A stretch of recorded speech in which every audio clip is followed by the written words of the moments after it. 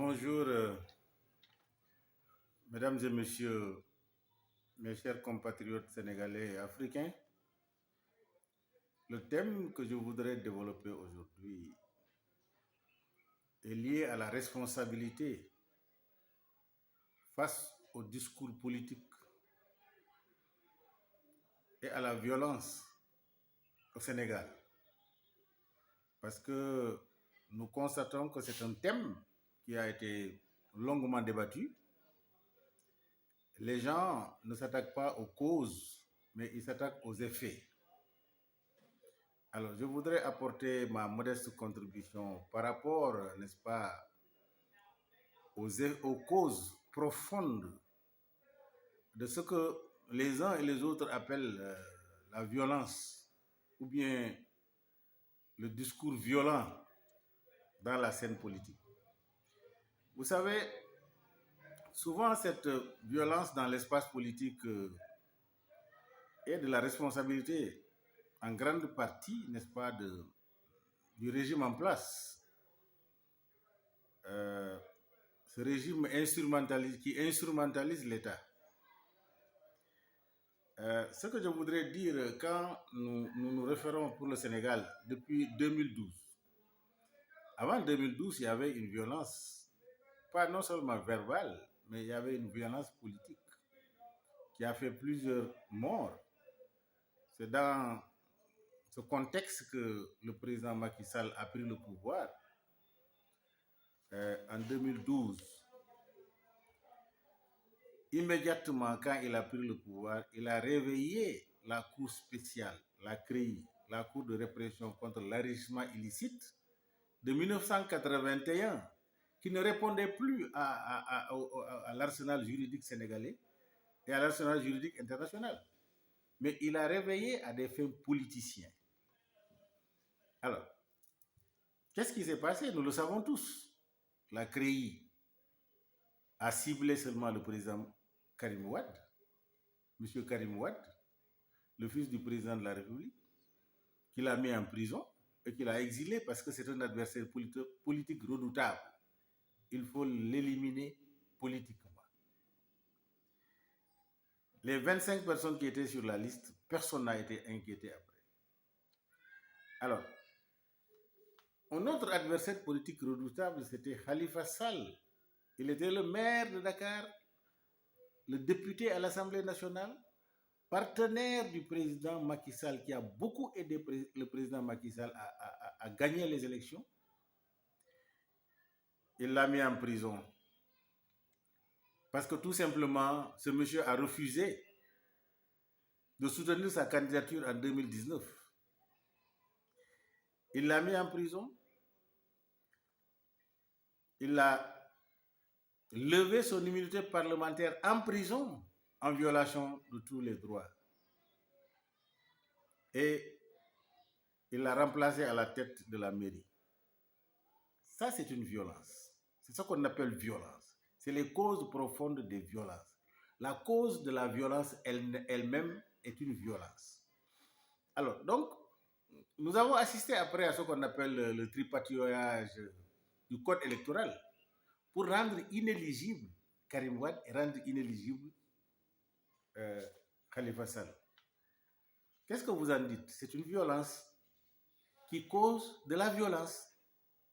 Et nous avons vu à la fonction publique au ministère de l'économie et des finances un jeune engagé, Ousmane Sonko. Après 15 ans de service, a voulu rentrer dans la scène politique.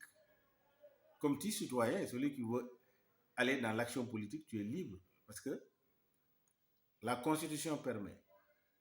Mais ce monsieur, non seulement il a été empêché de mener sa vie en tant qu'acteur politique, mais sa dénonciation des détournements ont fait que le président Macky a pris son bic pour le radier de la fonction publique. Lui dire, je te mets au chômage. C'est une violence. Et cette violence dépasse même la personnalité de Ousmane Sonko, parce que ça touche toute la famille de Ousmane Sonko et toute personne qui s'identifie à Ousmane Sonko. Le président Macky a ce pouvoir-là. Alors que des inspecteurs des impôts, comme Ousmane Sonko, sont au ministère en train de détourner de l'argent et mettre l'argent là au profit de la politique du président Macky Sall. Au contraire, ils sont promus dans leurs fonctions. C'est une violence. Alors, donc, vous savez, il a ensuite amené le parrainage et l'imposer aux Sénégalais.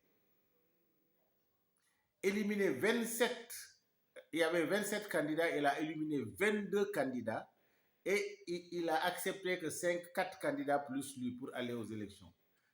En faisant la rétention des cartes d'électeurs, surtout la plupart des jeunes n'ont pas eu accès à leur carte d'électeur. Il s'est fait élire. C'est ce qu'on appelle un coup d'État institutionnel et constitutionnel. C'est dans la violence. Vous ne parlez pas de ça, hein? C'est ça la violence. La véritable violence, c'est ça. Alors, donc, vous voyez, ensuite, le montage du dossier Adji Sarr. C'est un montage. C'est une violence politique. C'est un montage.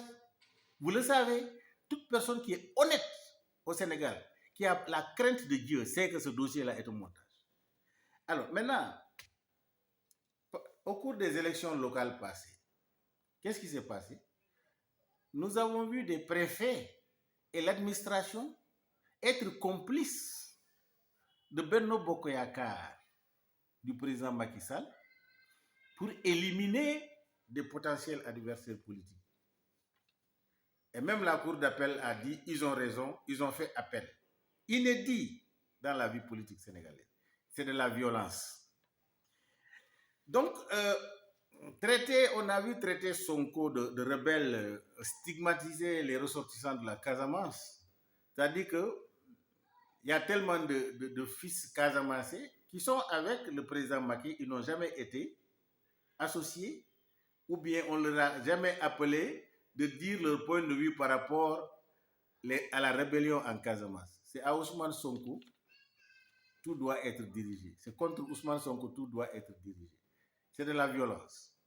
Mais en dehors de cette violence, le président Macky Sall même a schématisé tout cela en disant que lui, le président Macky Sall, il va réduire l'opposition à sa plus simple expression.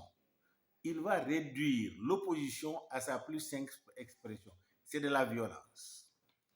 Alors, il interdisait systématiquement les manifestations contre la Constitution, la restriction des libertés individuelles et collectives. Et regardez la gouvernance économique également. Il y a absence de patriotisme économique. Tout ce qui concerne nos ressources sont dans la main des étrangers. Toute notre économie, en majeure partie, est dans la main des étrangers.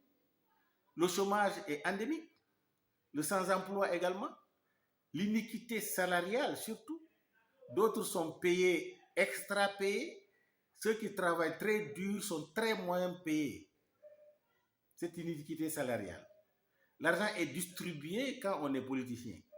Le bradage des ressources pétrolières, gazières, le bradage des ressources minières, des ressources halieutiques, le bradage du foncier, permanemment, quotidiennement, on prive nos paysans des ressources, leurs ressources qui est la terre. Mais c'est de la violence. Ça, c'est des crimes. Je dirais, ça dépasse même la violence, c'est un crime. Vous ne parlez pas de cela. On est là, la richesse insolente, je dirais la richesse démesurée des tenants du pouvoir, des multimilliardaires, des ministres multimilliardaires. L'arrogance, c'est de la violence. Alors maintenant, s'il y a des hommes et des femmes de valeur qui se lèvent, qui sont brimés dans leur combat pour la protection, pour le patriotisme, pour la protection du pays, pour la libération économique et politique de notre pays et de l'Afrique, on les traite de violence. J'ai vu certains journalistes, certains chroniqueurs qui ont étalé tout leur analphabétisme en politique, parce qu'ils ne font pas de recherche. Ils viennent à la télévision, ils disent des contre-vérités. Un événement peut se passer la veille, ils n'ont même pas le temps de regarder ce qui se passe. Ils viennent à la télévision, ils désinforment les gens. Mais je vous en prie, faites des recherches. Allez-y écouter les discours de chaque acteur politique, du début à la fin, avant de vous mettre à la télévision pour raconter votre vie. C'est dommage. Nous sommes des patriotes, nous sommes des panafricains à l'extérieur de notre pays et nous souffrons de ce qui se passe au Sénégal. Le Sénégal qui normalement doit être un modèle. Aujourd'hui, le Sénégal est au bas de l'échelle en termes de démocratie et de bonne gouvernance. Alors donc, c'est pourquoi je voudrais tout simplement vous faire comprendre, chers compatriotes, chers panafricains, de l'intérêt de la diaspora, que le Sénégal et l'Afrique ne peuvent jamais avoir leur liberté économique et politique par la diplomatie. Parce que nous sommes en face d'un système néocolonialiste, des impérialistes. Nous sommes en face d'une mafia politico-bureaucratique. On ne peut pas, par la diplomatie, nous libérer. Donc, cette violence-là, vous vous attaquez aux effets de la violence et vous ne vous attaquez pas aux causes de la violence. Attaquez les causes, les origines de la violence. Et je ne comprends pas. Les populations sont en perpétuel combat contre la pauvreté, contre tous les mots que je viens de citer là. Mais cette population-là est violentée. Qu'est-ce qui les violente? Est-ce que c'est l'opposition qui dit il faut que les populations aient cela, il faut qu'on libère économiquement notre pays, il faut que nos ressources reviennent à la population? Ceux qui se battent pour la population, et vous les traitez de violents. Et vous les traitez même d'arrogants. Vous les traitez de suffisants. Je prends le cas de Ousmane Sonko. Je prends le cas de Mamadou Diop Decroix. Je prends le cas de comment dirais-je, de Majmoud Diop. Je prends le cas de Cheikh Anta Diop. Je prends le cas de etc. Je peux citer beaucoup de cas qui sont souvent incompris de leur population. Mais aujourd'hui, cette jeunesse dynamique qui marche est dans la révolution mentale. Il vaut mieux suivre la dynamique de cette jeunesse pour qu'on aille à la souveraineté de nos pays. Je vous remercie.